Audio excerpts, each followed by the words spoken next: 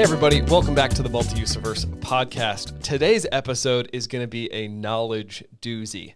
That is to the benefit and to the experience of our guest, Vaughn Cassidy, who's coming to us from the Department of Environment of the state of Tennessee.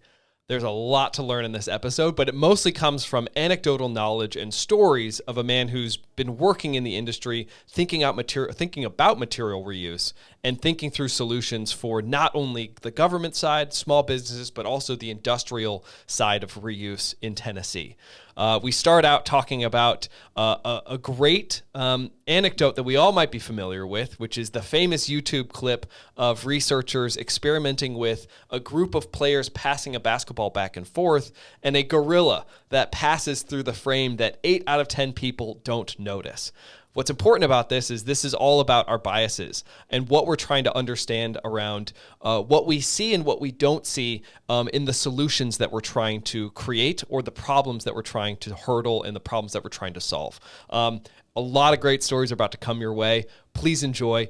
And if you have any questions about anything Multi-usiverse podcast, please reach out to us at podcast@rheaply.com. Enjoy the episode.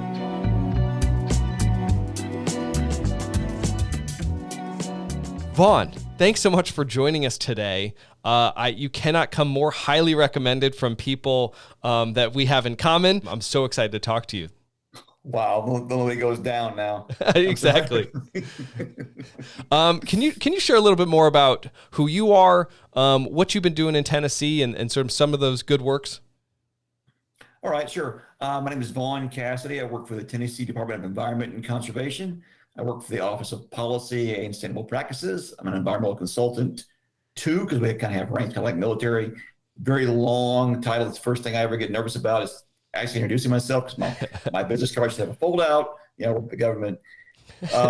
So I started off in air pollution, and in air pollution, you had that was a regulatory program. And I wasn't a really good fit for a regulatory program because I wanted to be too helpful. And I'm not saying that that's a bad thing. I'm not saying that they see it as a bad thing, but you're there to do the regulatory work and to say, you guys are doing these things according to this permit. You're not there to question things. You're not there to say, hey, what's that? You're not say, hey, what's this? You're there to do a job and get out of there and go on to the next one. Right.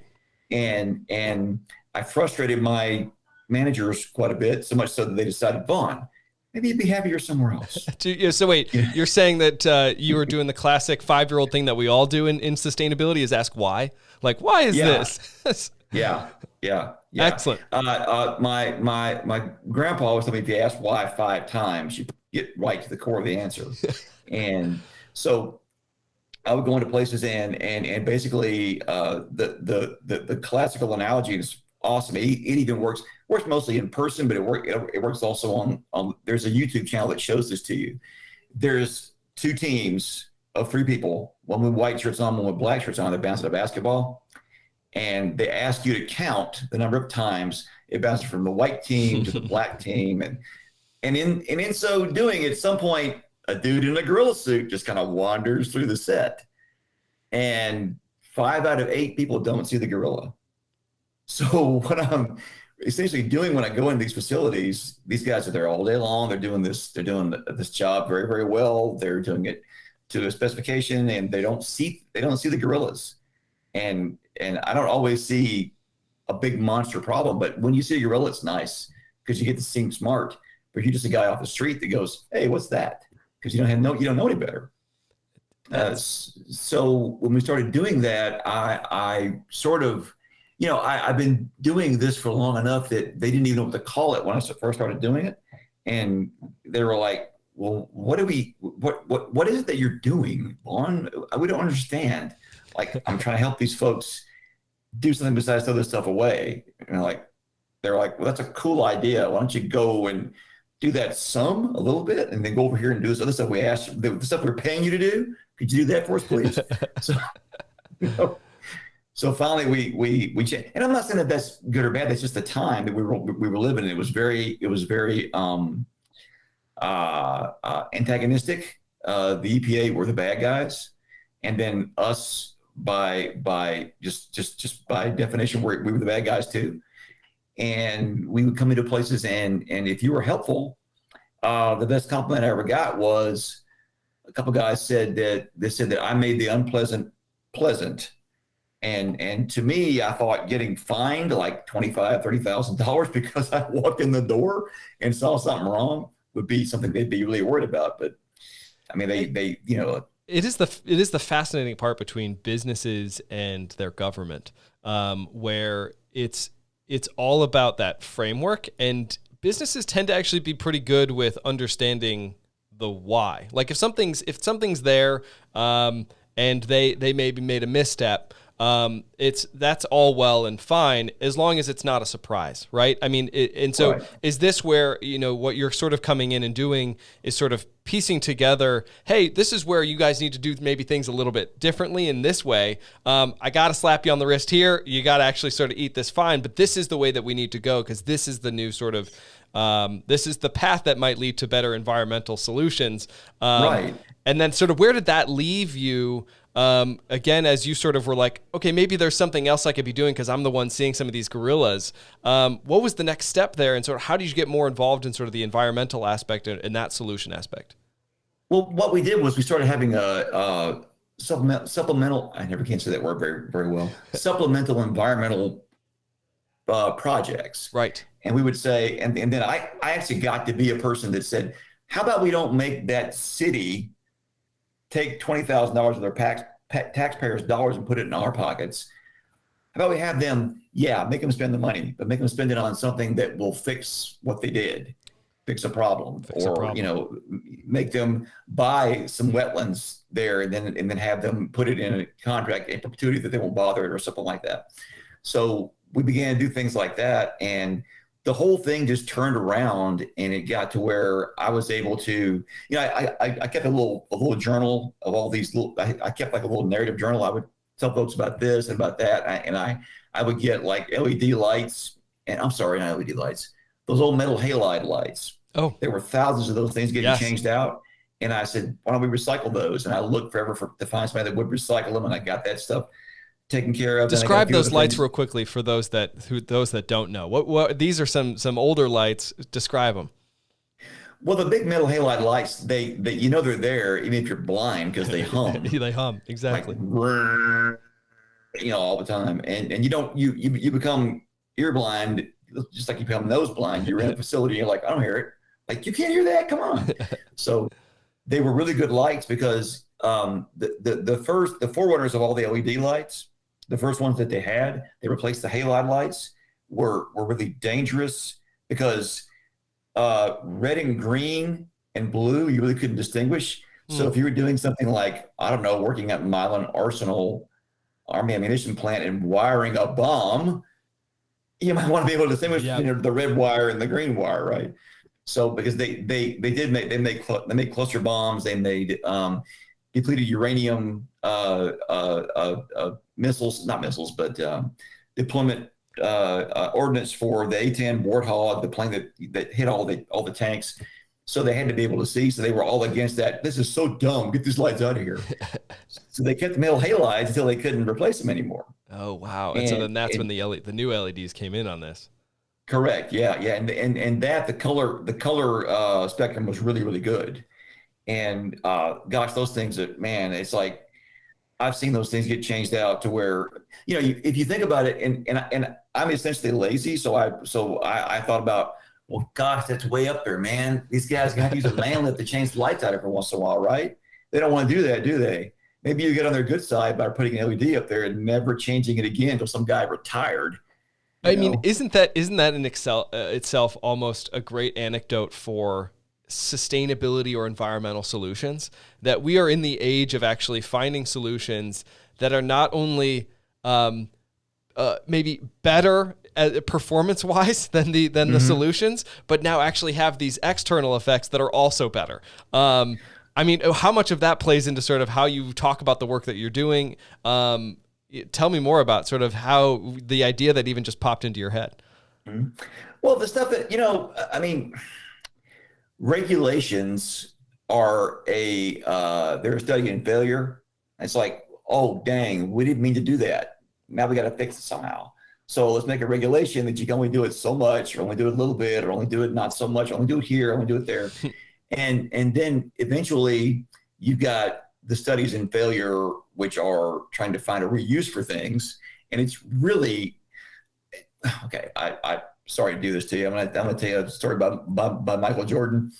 Somebody asked Michael Jordan one time, how'd you become, they literally asked, what a dumb question. Like, how'd you become the greatest basketball player ever? And they thought, just kind of laughed it off. He didn't laugh it off. He said, and he knew exactly. He said, I missed 9,612. I'm being exact. Exactly. Yes. I don't remember. I missed a certain amount of free throws. I was called upon to make the game-winning shot 27 times at the final buzzer, and I missed. And he said, if you want to be successful, fail more often.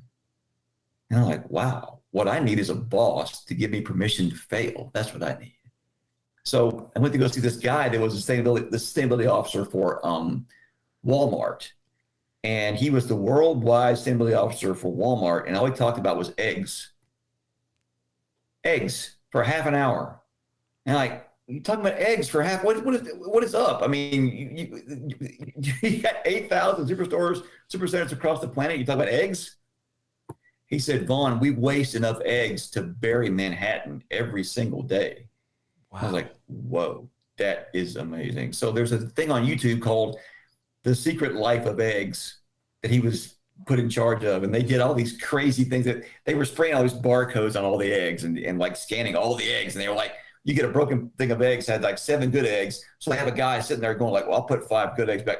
You know, they had all this unproductive work. It was a big monster mess, you know? So they had to just sort of fix the problems that they could and just get weaned along as they went along.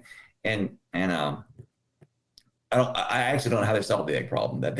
I mean, to a large degree, it's probably a substantial problem that we see just with food waste in general, and that's really built into the system now of trying to solve that across the board. And you know, if anybody who's listening, you know, look up some of the more recent food startups that have sort of popped into the area, one of which based near the closest one I could think to you is based in Atlanta, where it's all about trying to recover as much as possible. I don't know how much they do with eggs and how much they do with sort of, again, any sort of corporate or enterprise food waste, but the need is there. And it's been astounding to watch. What I'd love to sort of dive into is you said something maybe 2 minutes ago about sort of failure in reuse. And I'd love to sort of learn more too about that, of how you've sort of begun trials and iterations around solutions that you've been working on over time.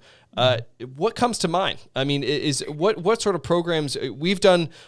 We've had some conversations with you about material reuse. You have a storied past in working with Daniel on our team about reuse and material reuse. How has that played in sort of the work that you've been pursuing over the last couple of years? Well, you know, it just takes what it takes, I guess, really is that I really cannot stand waste. I just hate it. That's a good obsession. It keeps me up at night. Exactly. It does. I mean, I wish that it didn't sometimes, but I walk around with my thesaurus out all the time, and you can keep databases and you know, and type things in and keep notes all you want. You're never going to be an expert in everything. You can't be. Exactly. As a matter of fact, I've had a couple of consultants said, Vaughn, I'd love to hire you, doing what you're doing, but we'd go broke before you made any money. I mean, it's a great thing you're doing, but gee whiz, man, it's just the study in failure. It's amazing. So here's a good example. There's a thing called a short fiber drum. They're called short fiber drums because it's the last roundup of that cardboard. Short fiber cardboard shrinks up, the fibers shrink. So they get smaller and smaller. So they're less and less elasticity. Therefore, they're less and less viable to be recycled. So their last hurrah is as a short fiber drum. And these short fiber drums were being used by this company. And that's methods I can't talk. I can't use names a lot of times. Anyway, there was this yes. Do what? Don't use names. Yeah. Okay. So the short fiber drum was being used, and they were just being wasted because they didn't have any way to get rid of them necessarily because nobody wanted them. And I was sitting in this meeting about our pharmaceutical take back program, And they said, well, if we could find a good source of short fiber drums, and I'm like sitting there almost falling asleep, and I'm like, what's my saying? But what was that? And so I gave them the phone number. I hooked them up with these people, and then TBI goes to this facility, goes to like 3 or 4 of their facilities in Tennessee, picks up their short fiber drums, and they're able to collect this unwanted medical waste, and then it gets incinerated. Wow. Which that's a one-off, but gee whiz, I mean, that's a great.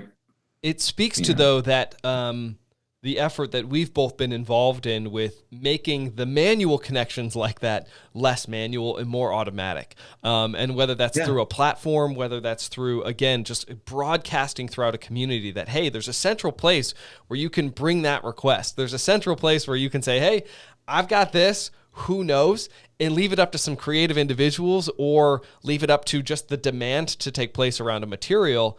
That's huge. And I don't think people sometimes realize how that process works. I've been there the same time where it's like, wait, I just heard you say that magic word, and this other person said, I need this thing. And when that connection happens, there's economic savings, there's environmental savings, there's an impact generated on sort of a really large scale. You know what I never did? I never did it because I was always discouraged from doing it because nobody liked the analogy. It's like, these dating apps. Absolutely. Okay, so I'm not asking for personal experience. I mean, me either. No, personal experience. Personal experience. Yeah. I mean, I'm happily married, and that's one of the ones the old-fashioned way just happened. Yes. But we live in an age where if you want to go out with a 6'4" Hasidic Jew that loves to surf buck naked at midnight, you get 12 hits by midnight. Oh yeah. You just enter the information. So we can't get rid of our cardboard. What's up with this? So they gave me the idea, and of course, there's nothing. The old online materials waste exchanges have been around forever. Very few of them are very successful at all. Yep. I can give you the very, very disheartening statistics. 2% of the people that are on those waste exchanges make even one transaction in 2 years. So it's 98% failure across a 2-year span of time. And that's with people that really care and really want to get rid of material. It's the data crunching that we're in the golden age of right now. Yes. Absolute golden age. I knew when I saw the first commercial, it wasn't that long ago. So the first commercial remember that girl, there's a guy who goes to the hotel way out west. And he says, you guys have any movies? And she sent him to the magazine. She goes, all rooms have every movie ever made in history. Like, whoa. It's ready to hear some stuff now, man, because there's no way we can't crunch this information. And I think to your point on that, it's like, how do we figure out what those keys are to unlock the value in that material sourcing, that material matchmaking? That really for us is, and I'm Rheaply's always here to have these conversations, or Multi-usiverse is always here to have these conversations. I'm not always here to plug Rheaply, but it is for us at Rheaply all about how are we connecting those dots in ways that can allow those the network effect to take hold, where it's not just about connecting one source to one piece of demand. It's about connecting an entire organization that might have multiple sources, multiple material streams, and connecting that into a community. And how can we actually sort of scale that and begin that matchmaking process where then some revenue can be generated? Because if we can crack that code, and that's just not a we thing for Rheaply, that's a we thing for you, Vaughn. That's a government side. That is a small business to enterprise side. There's an entire ecosystem that needs to sort of band together to actually create those matchmaking opportunities. Mm-hmm, mm-hmm. Now, excuse me, take two. The easy stuff is over with. Right. It's over, guys. The cardboard, the plastic, the glass, it's over with. Yes. We got ready-made outlets for all that stuff. It's the weird stuff that is maybe even not necessarily all that valuable, but like there's a company that makes acrylic dust. And it comes from do you know what a baghouse is? No. A baghouse is if you have an operation that's cutting something, cutting metal, cutting plastic, cutting. I love industry anything. terms like this. Yeah. Okay. So a baghouse. Yeah. So it sucks the dust off of that. So you're not having to breathe it in your body so that you don't have OSHA all over you. And plus you end up, dying at 56 from some mesothelioma because you didn't know you had it. So it pulls all this dust off these operations and it pulls it into this big, think of a bunch of cages with socks pulled over them. Totally. And it sucks it through there and it gets stuck on the sock and the air goes out the top. So they reverse the air every once in a while on a schedule and pop the socks loose. All that stuff drops to the bottom, and then you have this perfect, very unspoiled, very one fine type of all this perfect colloidal properties, all the same size material, and they throw it away. Yep. And it makes me it's just like a knife that sticks in my ribs, man. Like, don't throw it away. So we went to a cat litter place that actually isn't there anymore. It was a very old one called Southern Cat, and they existed in an area where they get all this red clay, and they made cat litter, which of course they drive off all the moisture. Yep. So you can then put it in the cat litter box and it'll suck up all the moisture. So that stuff had fine particles that were falling out called bentonite. And I was like, I heard of that stuff before. I drove down the road and it was a farmer's co-op down the road. Whoa. Said, oh yeah, we buy bentonite from, I don't know, Kansas or somewhere. I said, dude, do you know, like down the road miles away? He said, the place that's gassing us all out with all that smoke all the time. I said, probably. not that problem. Not that we can address that another time. Exactly. Oh. So they got and what it does, they got this stuff from this. It was perfect. They got it from the bag house dropout, the big, huge super sacks. But super sacks is just, that's what you think it is, just a big, giant nylon sack. And they unhook it from these machines, these bag houses, and they blew it over all these ponds and areas because they had pigs and cows need a pond or something. You get cool water to drink out of. Roll around. So the water would seep through there because they made this pond. So they put the bentonite clay. This clay would sink down and make this perfect seal, and it wouldn't leak anymore. Whoa. The pond would stay full. So, do I get any money? No. Thanks, Mr. Government Man. Appreciate it. Yeah, no finder's fee on that one. I had a guy one time at an asphalt plant. I did something similar to that. I can't remember exactly what it was, but the boss was there, and the guy that was manager of the asphalt plant said, why don't you hire Mr. Cassidy? And that guy said this, that's why he's the boss. He says, he works for the government. So I got Mr. Vaughn right where I want him. That's excellent. I love the story you just told. Do you have, what's the weirdest reuse story that's sort of stuck around with you? The weirdest reuse story that worked or didn't work? Oh, well, I could take either, actually. Because, the failure of reuse, I'm so down for it. It's all about the experimentation, yeah. So they melt glass. You make glass out of kaolin and a few other things, and you roll these big ball mills, these big ceramic balls, and it bashes it all up. And then you run it in this heated furnace, so there's this molten flow of all this molten glass, and they strain it out through these little stringers, make it into sort of like spaghetti, and they chop it up, and that makes most of your fiberglass. So the runs of this stuff, there's all this impurities from glass. So they run out and there's this beautiful emerald looking material. So it drops in this water bath where it cools off. Well, these guys got permission to capture that stuff in these little skillets. Lodge Manufacturing, also in Tennessee, by the way, one of the only skillet manufacturers left on the planet. They're the only pen I use, literally. Really? This is not a plug. They're the only pen I use. Go ahead. Yeah, that's a cool story as well. So they have these little skillets, and they put them under they just captured a few of the little globular dropouts of this molten glass, and it cooled off, and it made this beautiful, because it wants to take an economic shape, so it's perfectly round.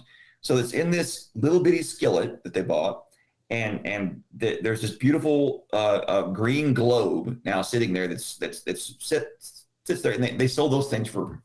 They had a little side business. They sold those things for I don't know, 8, 9, $10. Whoa. About 3 or 4 months later, I wasn't there. They were in the main office room, and the first thing they ever made exploded. Okay. Shot glass everywhere. I'm like, oh, that was weird. Started getting phone calls. Whoa. Yeah, they had sold about a couple hundred of these things, and what happened was the it just took that long for it to finally cool down to the very center of it, and for some reason the molecular structure just exploded, busted to pieces. So that's a great example of a reuse failure where it's now learned, okay, Yeah, now we have to pay more attention to those molecular properties when we're creating a reuse opportunity. Right. Or maybe like, have some forethought and let it sit around for a while. I don't know. I mean, maybe even cool it, instead of just letting it, kind of try to, yeah. Good grief. I never thought of that. Yeah. Just cool it. Gosh, anyway. Exactly. So the best success I've had, and again, I can't use any names. I can tell the story. Anybody that's familiar at all knows who it is, but I just can't tell you the company names. There is all these monitors that we had for years and years and years that had CRT, and the cathode ray tubes have lead in them. They're leaded glass. So you're probably way too young.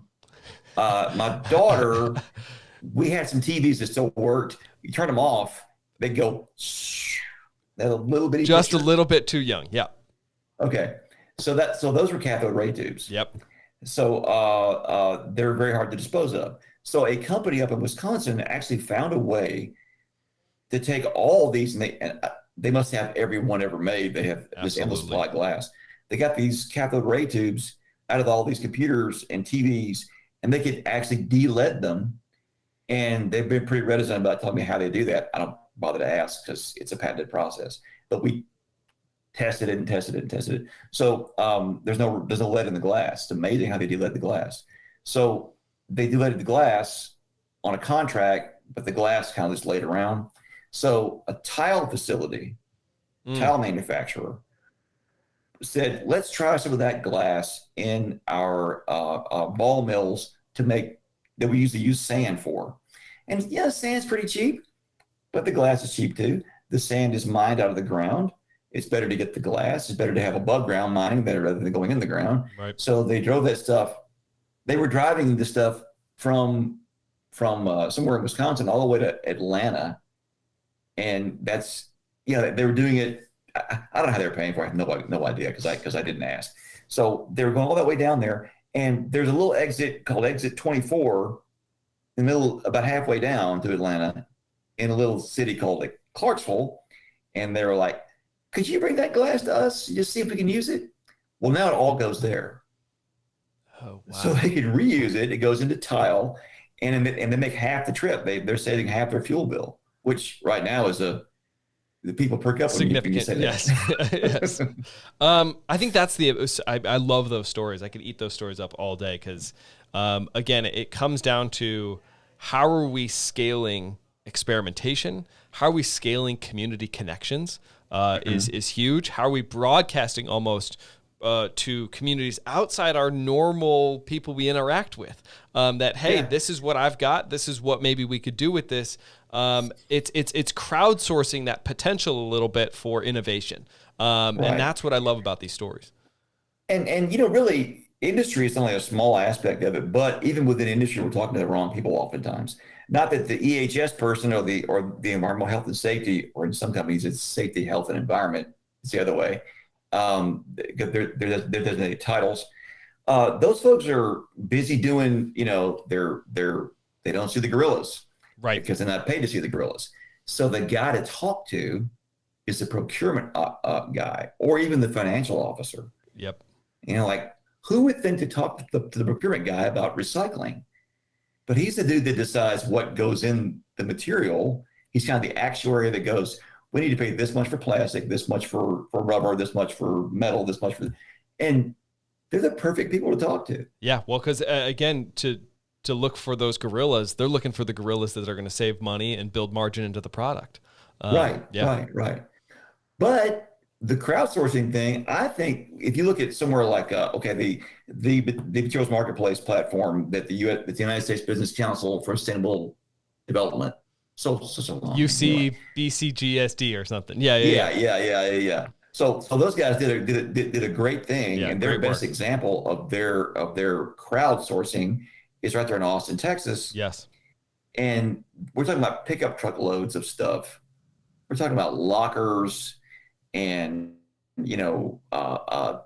bricks, simple stuff, but everyone's involved. So the overall impact is not what it is in Tennessee. We have like 4 or 5 big heavy lifters making our numbers go way up, but the social impact is not that much because the guys that know about all that stuff, I could fit them in this room. Right. Everyone that knows about it, Yep. In Austin, Texas, everyone knows about it because they're all doing this. You got moms and pops, and you got food trucks. Everybody doing all this stuff. They're sharing everything from syrup to bricks to extra brick mortar, extra concrete. I mean, it's far better in my opinion, even though the impact is not that much. But you get that story out there and get people, because culture. What is the saying? Culture trumps strategy every time. Yep. And I think that's fair. I think it's all, it really is sort of how do we hit use language, but like it's that zeitgeisty sort of opportunity where it sort of, or that viral is actually, I guess now the more proper term, that sort of that virality for a story, or a mission for that mom and pop to say, hey, I've got these. I'm trying to think of, for all we know, it's vegetable leftovers or something from their normal operations, and how can I help connect that to the local co-op to use in their whatever it is for their soil, their compost. It's making those connections, but scaling those connections in ways that had never been done before. And instead, again, we're not matching people to people on swiping right or left. We want to swipe those that glass leftover from that industrial process. Why can't we have a Tinder for this stuff? Exactly, that's what we need. Yeah, it's the if I think Rheaply. This is the direction we are heading, and I think I'm excited to work in that capacity from materials. I don't know how much our branding team will let me proclaim that as the Tinder for materials, but we're going to work on something like that, because this is what's going to come down to is how can we make those connections faster? How do we actually build in the information and the data needed so that finance person, that actuary, that person who's actually trying to work through the sciences of the product that they're making can know that while this is being reused, it's still just as good as a component at the sort of commodity level as what they were using before. Right. The only big problem, and I guess we're running out of time, I have no idea, but the only big problem we have is if I'm a guy sitting over here looking at like say we're going to do industry to industry, like just pipe to pipe. Yes. Yep. And you're not no middleman, like you throw this stuff away, I want it, bring it to me. The logistics and all that stuff is a solvable problem. But my big issue is this: if I'm going to risk my end product on your waste material, and I'm going to use it as my primary feedstock, what if you get more efficient one of these days? Right. And then I don't have anything else. Yeah. So I've got to have, I've got to diversify my portfolio enough where I can look at all this material.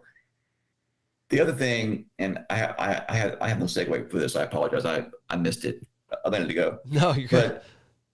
But as far as like culture being trumped, strategy being trumped by culture, you got to tear it all down to like the extremely basic things like a 5-year-old would think. Right. Like okay, years ago people used to not take baths. Who that doesn't take a bath? I mean, other than somebody that lives under a bridge somewhere. A dog. Yeah. Well, okay, your dog. Oh, you got me. Okay, so anyways, but we brush our teeth. We use dental floss. We use deodorant. We take the baths. Well, that wasn't all that common not that long ago. Right. I mean, there's somebody you go back. You got like if you go back, like again, make a nice Twilight Zone episode, but it'd be kind of boring, except for people, so a nerd like me. Go back 200 years and go, I want to invent deodorant. Like, you're gonna laugh right in your face. Come on, take a stick of what? What's in it? Aluminum sulfate. No way, dude. I'm not doing that. Is that where we're headed? I mean, is that where we're headed? Where this is going to be such an obvious solution, where we're being more efficient as an economy, that we'll get looked back on and be like, wait, y'all were throwing how much of this back in the ground? Why were you doing that? Just imagine, okay, just think about this. Not that there's lots of other things you want to hope for. This isn't the end all be all of existence or anything, but think about you're going to tell your grandkids, you can walk by them and you go, we used to throw that stuff away. And the kid's going to be like, did you take your medicine today? What's wrong with you? Are you serious? No one throws that stuff. That stuff's too valuable. Besides that, we got to dig a hole and throw it in some hole somewhere. What's it going to take to make that material more valuable, in your opinion? Wow. It's going to take to make that material more. That reused material. What's it going to take for that reused material to be more valuable? I don't think it'll be economics for most people. It's like I was in a elevator with a guy that had just quit smoking, and I had come up. And I said, "Hey, that's great. You get your lungs are gonna heal twice as fast. You're gonna feel better. You're gonna your circulatory system." He goes, "No, my wife told me I stink." Seriously? So I think that people are just going to get. They're just going to be like. There's just going to be this inherent thing where they go, "Wow, they really throw that away?" I'm tired of wheeling the trash can out to the curb. Yeah, I'm sick of all the stuff piling up. The tide will turn then, sort of on that culture. Then the culture will then be pervasive, not only at home, but then probably at that corporate level too, is where we need it. Yeah, I think so. I still want to know why my chips are in this reflective metallized polymer bag. Yes, exactly. I don't have a good answer for that. Yeah, hopefully. I know there are a couple companies trying to solve that answer too on why are we using that shiny, crinkly bag to store these potato chips. Right. Well, I look forward to more of these stories, more of this problem solving ahead with you, Vaughn. This was so fun. What sort of ending advice here would you have for young problem solvers out there who are seeing these gorillas and who are trying to get sort of now their headway into maybe changing the world for the better? Never stop reading labels and never stop asking why.